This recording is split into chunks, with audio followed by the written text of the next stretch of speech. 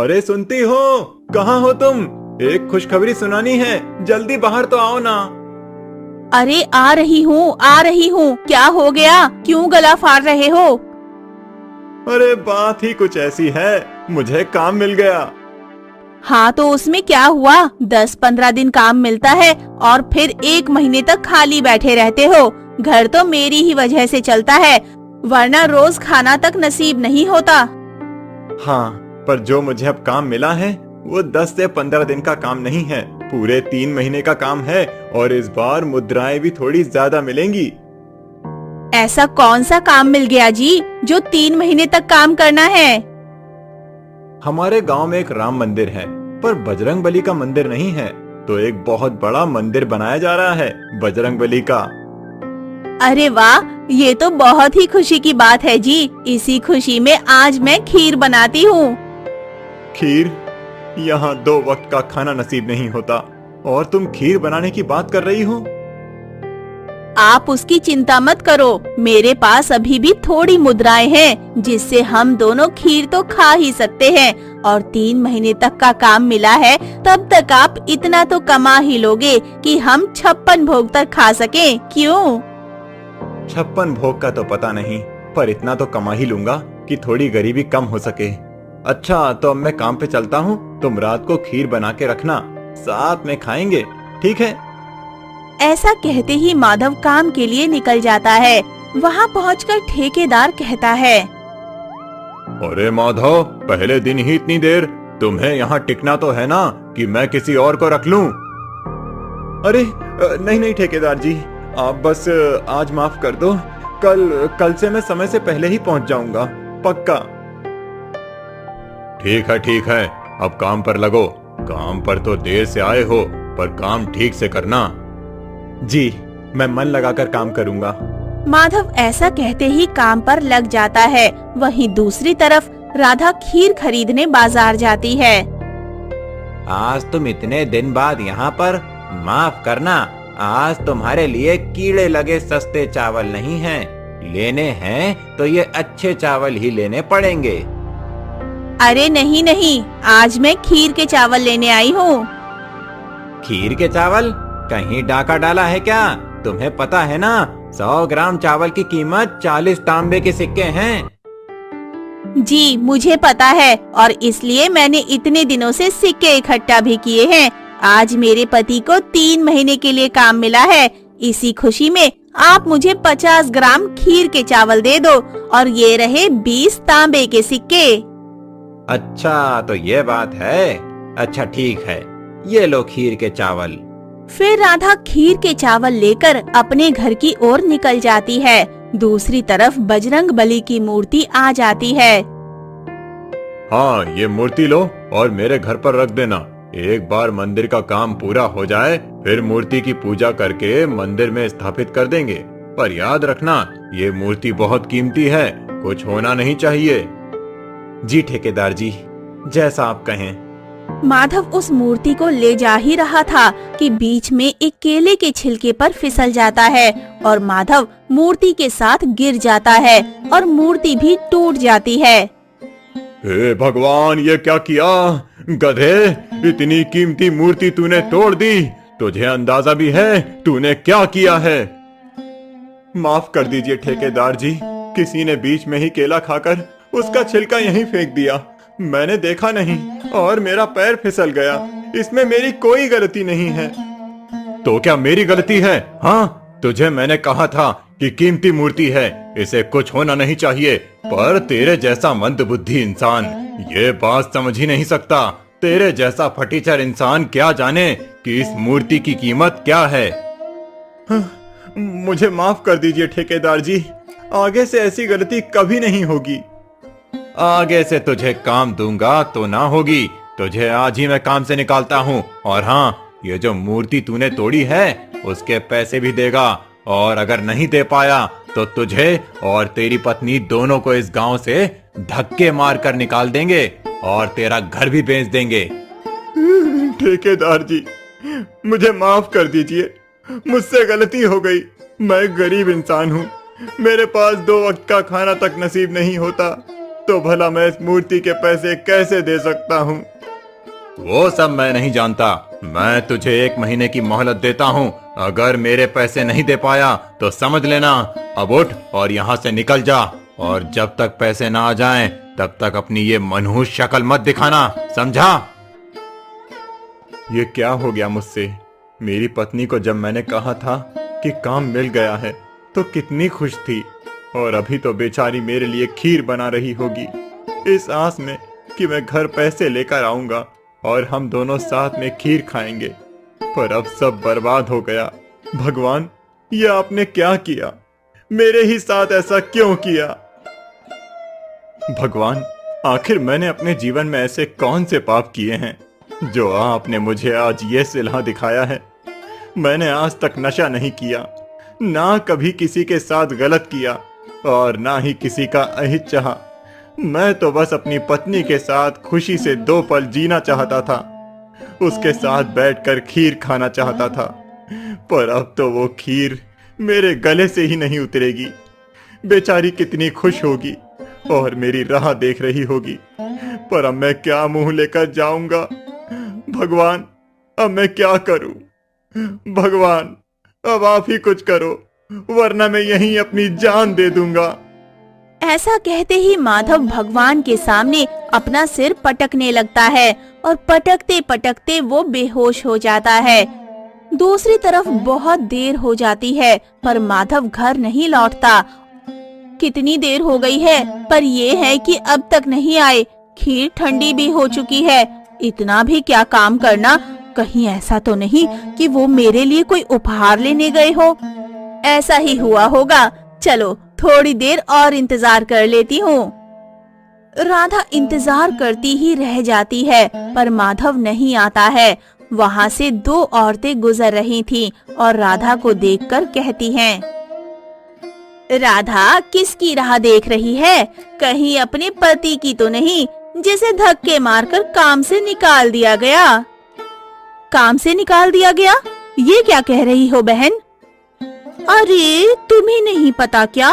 अब तक तो पूरे गांव को पता चल गया है कि तुम्हारे पति ने बजरंग बली की कीमती मूर्ति को तोड़ दिया था और इसीलिए उसे काम से निकाल दिया गया है और कीमत भी चुकाने के लिए बोला है।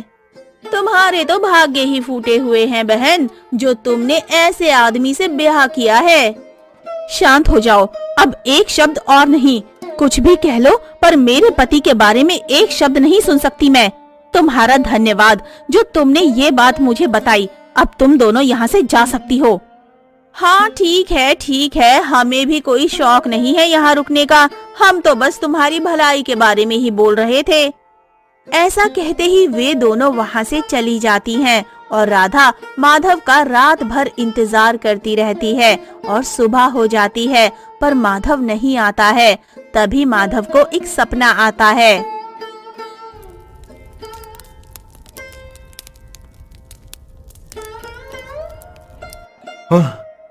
सपना था, बहुत बुरा सपना था। माना कि ठेकेदार जी ने मुझसे बदतमीजी से बात की, लेकिन मुझे उनके बारे में ये सब नहीं सोचना चाहिए था। मैं ऐसा घटिया सपना देख भी कैसे सकता हूँ?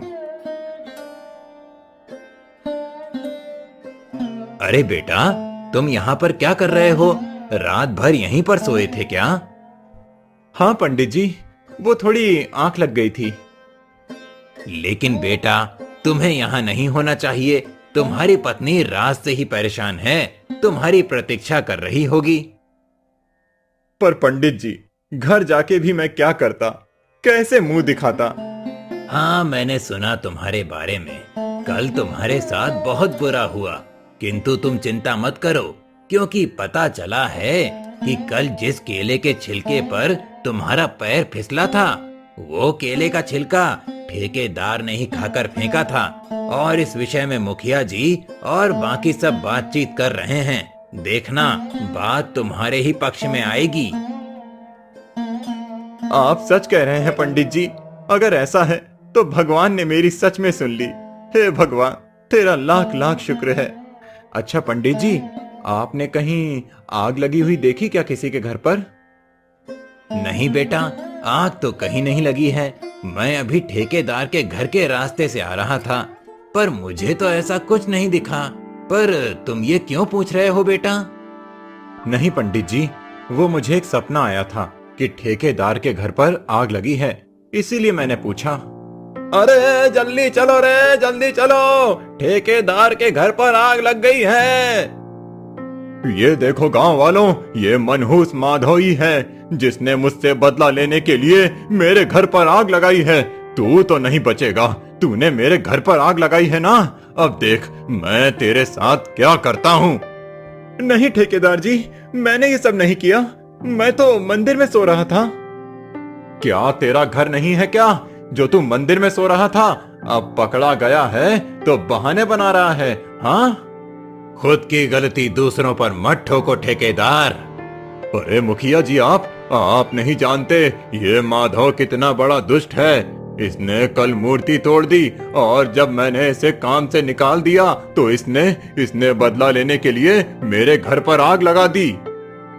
मुझे पता है कि किसने किया है। तुम ही हो जो कल केले को खाकर कचरे में फेंकने के बजाय बीच रास्ते में फेंक दिया, और ये बेचारा मूर्ति लेकर जा रहा था, तुम्हारे फेंके हुए केले के छिलके पर फिसल गया, और तुम खुद की गलती मानने की जगह इस बेचारे पर आरोप पे आरोप लगाए जा रहे हो। पर मुखिया जी, आप समझ नहीं रहे हैं। देखो, तुम्हारी वजह से पहले ही बहुत नुकसान हो चुका है। मैं तुम्हें मंदिर के काम से हटा रहा हूँ और किसी और ठेकेदार से ये काम करवा लूंगा। ये आप अच्छा नहीं कर रहे हैं मुखिया जी। तुम मुझे धमकी दे रहे हो क्या? तुझे तो मैं बाद में देख लूंगा माधव। तुम चिंता मत करो माधव, अब तुम्हें एक पैसा देने की भी जरूरत नहीं है। अब तुम घर जाओ, कल से तुम्हारी पत्नी तुम्हारा इंतजार कर रही है, परेशान हो रही होगी। अब जाओ।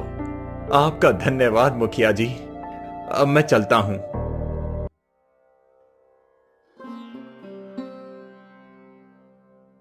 उसके बाद माधव घर चला जाता है और जाकर अपनी पत्नी को सारी घटनाएं बताता है। चलो, अच्छा हुआ कि मुखिया जी ने सब संभाल लिया, नहीं तो पता नहीं हमारा क्या होता। हम तो पहले से ही इतने गरीब हैं, ऊपर से कर्जे में पड़ जाते तो। अब ये सब छोड़ो भाग्यवान, और जल्दी से कुछ खाने को दे दो, बड़ी भूख लगी है। हाँ, मैं अभी आपके लिए खीर गरम करके लाती हूँ। तुमने खीर नहीं खाई क्या? आपके होते हुए पहले मैं कैसे खा सकती हूँ जी, मैं अभी लेकर आती हूँ। वे दोनों खीर खा लेते हैं और देखते ही देखते रात भी हो जाती है और माधव को एक सपना आता है जिसे देखकर वो छटपटाने लगता है। ए जी, उठो जी, आप इतना छटपटा क्यों रहे हो? उठो, क्या हुआ जी? ए जी, सुनते हो? क्या हुआ? कोई बुरा सपना देखा क्या? पर बुरा तो देखा ही, पर असली सपना भी देखा। असली सपना?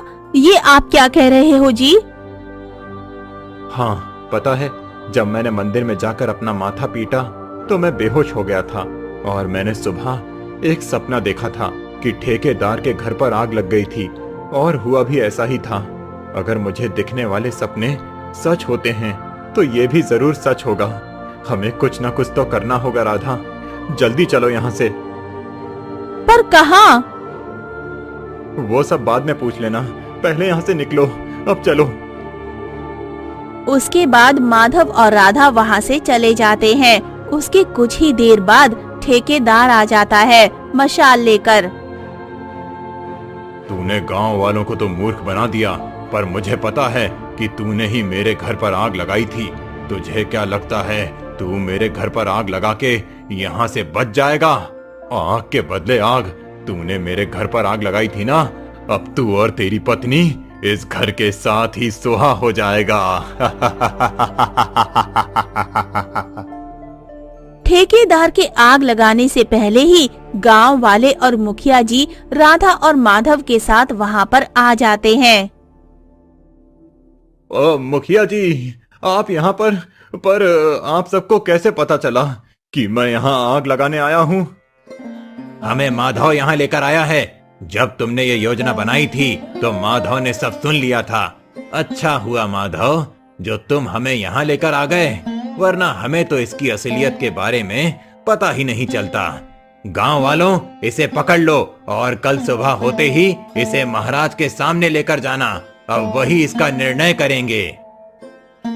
उसके बाद गांव वालों ने ठेकेदार को पकड़ लिया और उसे लेकर चले गए। लगता तो ऐसा ही है राधा, कल का सपना तो पूरा हुआ ही, लेकिन आज भी मैंने देखा कि ठेकेदार यहाँ आग लगाने आएगा और वो भी सच हो गया। मुझे तो लगता है ये भगवान ने मुझे आशीर्वाद स्वरूप भेंट में दी है। भगवान का लाख लाख शुक्र है कि आग लगने से पहले ही आपको सपना आ गया और आपने सब सुलझा लिया, नहीं तो क्या से क्या हो जाता। अब उसकी चिंता मत करो, अब सब ठीक है। अब चलो चलकर सो जाते हैं, क्या पता फिर कोई सपना आ जाए। अब तो मैं भविष्य देख सकता हूँ, तो अब मेरा तो सोना अत्यंत महत्वपूर्ण है। उसके बाद दोनों जाकर सो जाते हैं।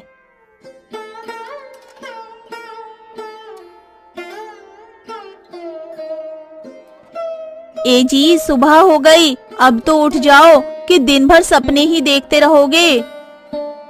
कितना अच्छा सपना देख रहा था और तुम हो कि देखने ही नहीं देती। ऐसा क्या देख रहे थे?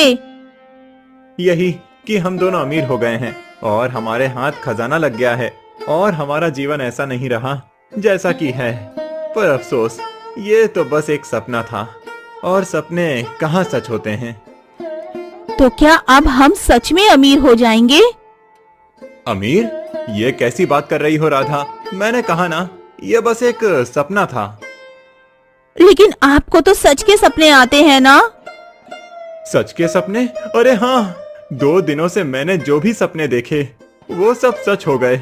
इसका मतलब है कि ये सपना भी जरूर सच हो सकता है। जल्दी बताइए कि वो खजाना आपने कहाँ देखा है।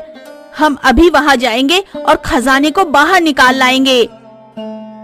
मुझे ठीक से तो याद नहीं, लेकिन एक खेत में मैंने देखा जो पूरी तरह से बंजर था और उसके बीच में एक अलग तरह का पौधा लगा हुआ था। ठीक उसी के नीचे वो खजाना छुपा हुआ था। बंजर जमीन? इस गांव में तो कम से कम 6 से ज्यादा ही बंजर जमीन है, और अगर दूसरे गांव की जमीन पर छुपा होगा तो खोजना बहुत ही मुश्किल है। पर जो भी हो, खजाना चाहिए तो खोज तो करनी ही पड़ेगी। सही कहा राधा, चलो चलकर ढूंढ निकालते हैं खजाने को और अपनी घिसी पिटी जिंदगी को अलविदा करते हैं। उसके बाद राधा और माधव दोनों ही गांव की बंजर जमीन को खोजने निकल गए, पर बहुत देर तक भी खोजने पर वो जमीन नहीं मिल रही थी। पक्का आपने यही सपना देखा था ना जी? अरे हाँ, मैंने देखा तो यही सपना था। तो फिर वो जमीन मिल क्यों नहीं रही है? कहीं वो दूसरे गांव में तो नहीं? अब हम कौन से गांव में खोजें? ये तो बड़ी समस्या की बात है, लेकिन अभी भी एक जमीन बची हुई है जो पूरी तरह से बंजर है। एक बार उसे भी चलकर देख लेते हैं, क्या पता मिल जाए। उसके बाद माधव और राधा दोनों उस जमीन को देखने के लिए चले जाते हैं। जब वो दोनों उस जमीन पर पहुंच जाते हैं तो देखते हैं कि उस बंजर जमीन पर सच में एक अलग तरह का पौधा लगा हुआ था। वो देखो राधा, मैंने कहा था ना, वही पौधा है जिसे मैंने अपने सपने में देखा था। चलो चलो चलकर देखते हैं। फिर वे दोनों पौधे को हटाकर वहाँ पर खोदना शुरू कर देते हैं। कुछ देर तक खोदने के बाद वहाँ सच में एक संदूक रखा था। जब वे उस संदूक को गड्ढे से बाहर निकालते हैं और खोलते हैं तो उसमें सच में खजाना निकलता है, जिसमें कई स्वर्ण मुद्राएं होती हैं। हे भगवान, इतने सारे स्वर्ण मुद्राएं! इतने तो मैंने अपने पूरे जीवन में भी कभी नहीं देखे। ये सच है या कोई सपना? राधा, ये सपना ही तो है जो अब पूरा हो गया है। अब हमें गरीबी से भरी हुई जिंदगी, जिसमें 2 वक्त का खाना तक नसीब नहीं होता था, वो जिंदगी अब नहीं जीना पड़ेगा। हाँ, वो तो है। मुझे तो अभी भी विश्वास ही नहीं हो रहा किंतु अगर हम इतने सारे स्वर्ण मुद्राएं लेकर जाएंगे तो गांव वालों को शक नहीं होगा। जो कल तक इतने गरीब थे वे रातों रात इतने अमीर कैसे हो गए? कहीं वो हमारे स्वर्ण मुद्राओं को हड़प लिए तो? बात तो तुमने सही कही राधा। एक काम करते हैं, इस गांव से ही चले जाते हैं। गांव से चले जाते हैं? ये आप क्या बोल रहे हैं जी? और नहीं तो क्या, अगर हम यहाँ रहेंगे तो गांव वाले हमें इतनी सारी स्वर्ण मुद्राओं के साथ रहने नहीं देंगे, और अगर हम दूसरे गांव चले गए तो किसी को भी नहीं पता चलेगा, क्योंकि हमें कोई पहचानता ही नहीं होगा। सारे लोग हमें शुरू से ही अमीर समझेंगे और वहाँ हम शांति से अपना पूरा जीवन बिता सकते हैं बिना किसी दिक्कत के। ऐसा कहते ही वे दोनों उस खजाने को लेकर दूसरे गांव जाने लगते हैं, ये सोचकर कि अब वो अपना जीवन खुशी से अमीरों वाली तरह से बिताएंगे। पर उन्हें क्या पता था कि उनके दरवाजे पर कौन सी मुसीबत दस्तक देकर बैठी थी। महाराज, हमने उस चोर को पकड़ लिया है जो हमारे राजकोष से धन चुरा कर भाग गया था। बहुत बढ़िया मंत्री जी, आपने अच्छा काम किया। तो बताओ चोर, कहाँ रखा है मेरा धन? अगर सीधी तरह से बता देते हो तो मैं तुम्हें ज्यादा कष्ट नहीं दूंगा, परंतु अगर तुमने नहीं बताया तो तुम्हारे शरीर के टुकड़े टुकड़े कर कुत्तों को खिला दिया जाएगा। मुझे माफ कर दीजिए महाराज, मेरे मित्र ने मुझे लालच देकर यह काम कराया है। अगर आपको पकड़ना ही है तो मेरे मित्र को पकड़िए महाराज, मुझे छोड़ दीजिए, मुझे छोड़ दीजिए। तुमसे किसने कराया ये, या किस लिए किया, ये मैं नहीं पूछ रहा हूँ। मेरा धन कहाँ है ये बताओ। जी महाराज, वो धन मैंने पास के ही गांव में एक बंजर जमीन पर गाड़ रखा है, और उसके ऊपर मैंने एक जंगली पौधा लगाया है ताकि मुझे खोजने में किसी प्रकार की दिक्कत ना हो। ठीक है मंत्री जी, आप इसके साथ जाइए और खजाने को लेकर आइए, उसके बाद इस चोर का फैसला किया जाएगा। जी महाराज, जैसा आप कहें। ऐसा कहते ही मंत्री उस चोर के साथ उस स्थान पर जाता है जहाँ पर चोर ने खजाने को गाड़ा था। हे भगवान, ये क्या हो गया? मैंने तो यहीं पर रखा था। देख के तो लगता है कि अभी अभी खोदा गया है, तुम्हें पता। ऐसा कहते ही सैनिक चोर को ले गए और मंत्री जी उस चोर को खोजने में लग गए।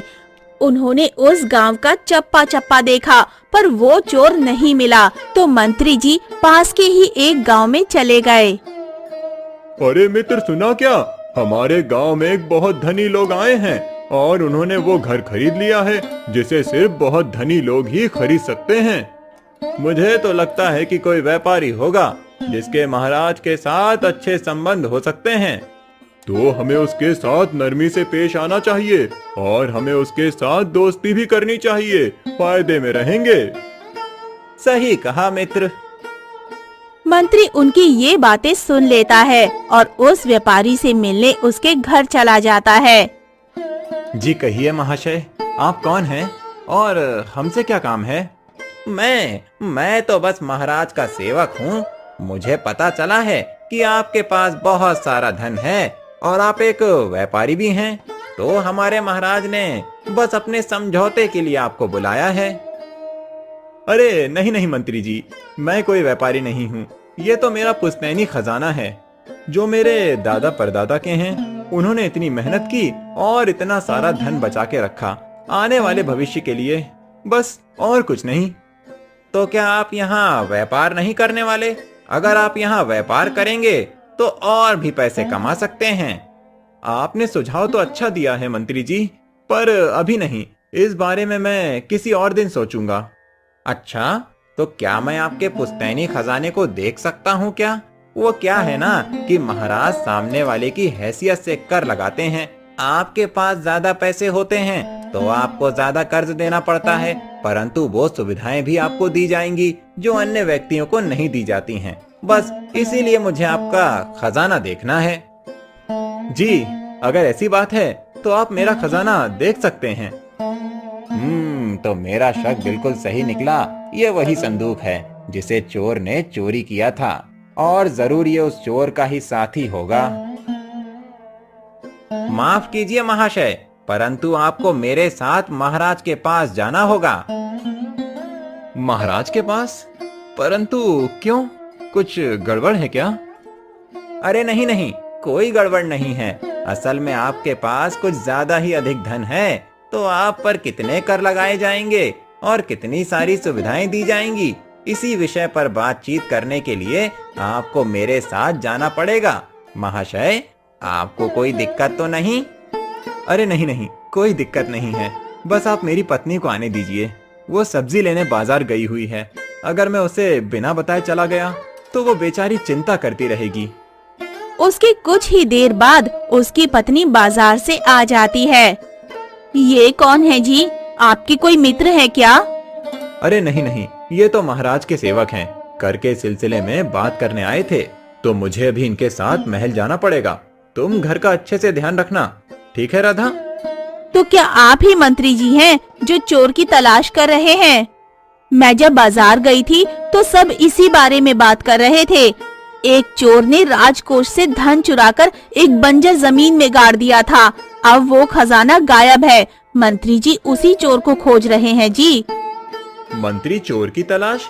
ये क्या बोल रही हो राधा? तो क्या हमें जो खजाना मिला था वो चोरी का था? तो तुम दोनों को पता ही चल गया। देखो, अब भागने का कोई फायदा नहीं है। अब तुम नहीं बच सकते, इसीलिए अच्छा यही होगा कि चुपचाप मेरे साथ महल चलो। देखिए मंत्री जी, इसमें मेरे पति की कोई गलती नहीं है। उन्होंने खजाने को नहीं चुराया। हमें तो खजाना गड़ा हुआ मिला है, तो हमने ले लिया। हमसे बहुत बड़ी भूल हो गई मंत्री जी, हमें माफ कर दीजिए। मैं तुम्हें मूर्ख दिखता हूँ क्या? वो जमीन तुम्हारी थी ही नहीं, तो फिर तुम उस जमीन में क्यों जाओगे और खोद के देखोगे? जिसे पता ना हो कि खजाना कहाँ है, वो नहीं ढूंढ सकता। ऐसा हो ही नहीं सकता कि तुम्हें पता ना हो, और तुम्हें पता तभी हो सकता है जब तुम चोर के साथ मिले हुए हो। मंत्री जी, ये सब मेरा करा धरा है। इसमें मेरी भोली पत्नी को कुछ नहीं पता। आप कृपया करके इसे जाने दें और मुझे लेकर जाएं। अगर ऐसा है तो ठीक है, तुम ही चलो मेरे साथ। महाराज, ये रहा वो चोर जिसके साथ मिलकर उस चोर ने संदूक चुराया था। तो तुम हो वो? सैनिकों, उस चोर को यहाँ लेकर आओ। क्या यही है वो जिसके साथ तुमने मिलकर चोरी की थी?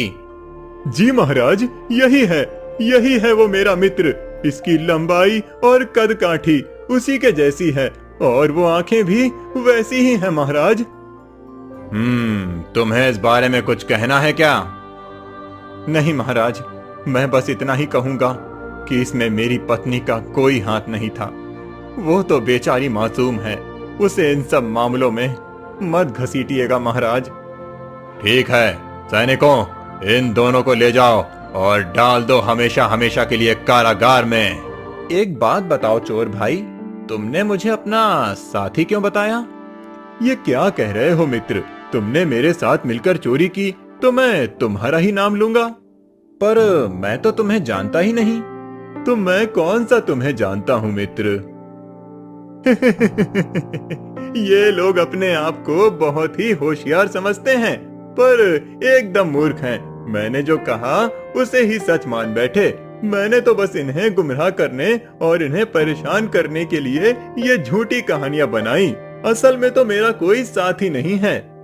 तो इसका मतलब तुमने झूठ कहा ताकि वो तुम्हारे दूसरे साथी को खोजने के लिए दिन रात परेशान रहें? और नहीं तो क्या।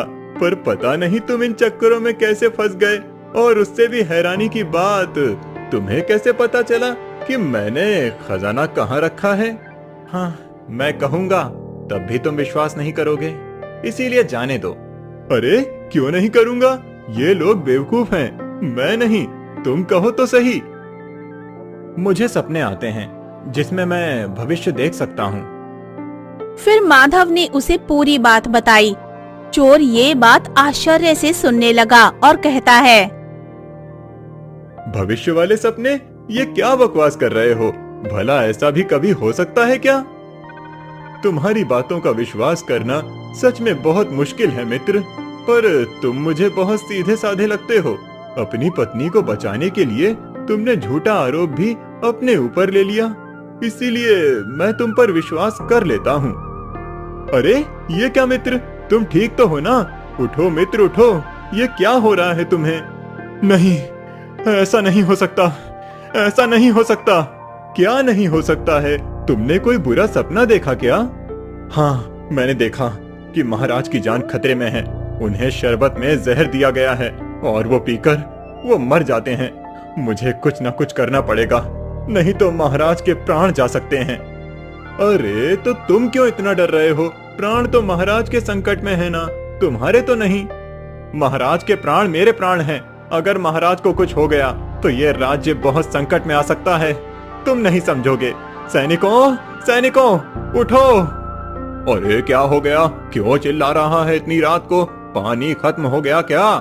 पानी नहीं खत्म हुआ है, महाराज के प्राण खतरे में हैं। क्या कहा? महाराज के प्राण खतरे में हैं? और तुझे कैसे पता चल गया? कोई सपना देखा क्या?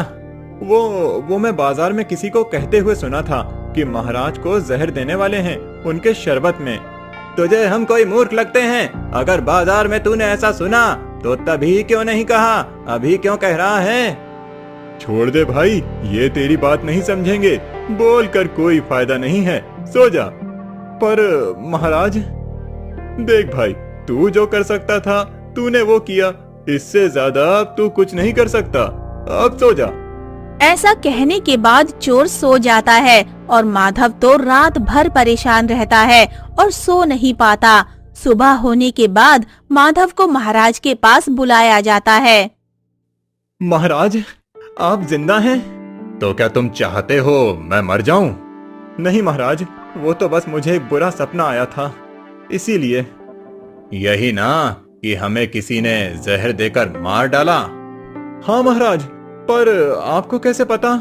जब कल हमने तुम्हें कारागार में डाला तो तुम्हारी पत्नी आई थी और कह रही थी कि तुम्हें सपने आते हैं जो भविष्य में होने वाली घटनाएं दिखाते हैं।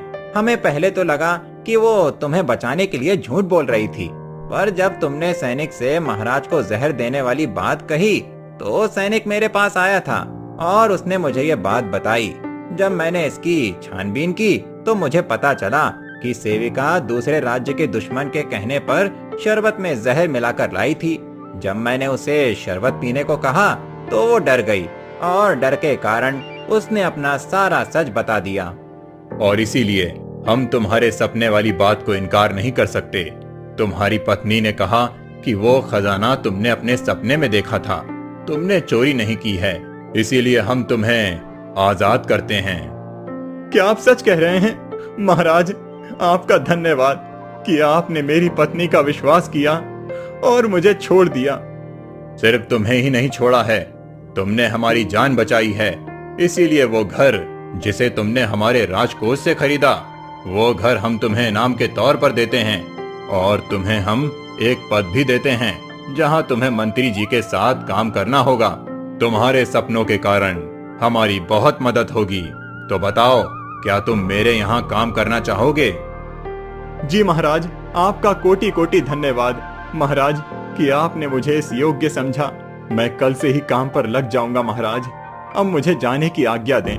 मुझे घर जाकर राधा को ये खुशखबरी देनी है, वो बेचारी चिंता कर रही होगी। ऐसा कहते ही माधव घर चला जाता है और राधा को सारी बात बता देता है। अब उन्हें गरीबी से छुटकारा मिल जाता है और इसी खुशी में वो दोनों मंदिर जाकर भगवान को शुक्रिया करते हैं।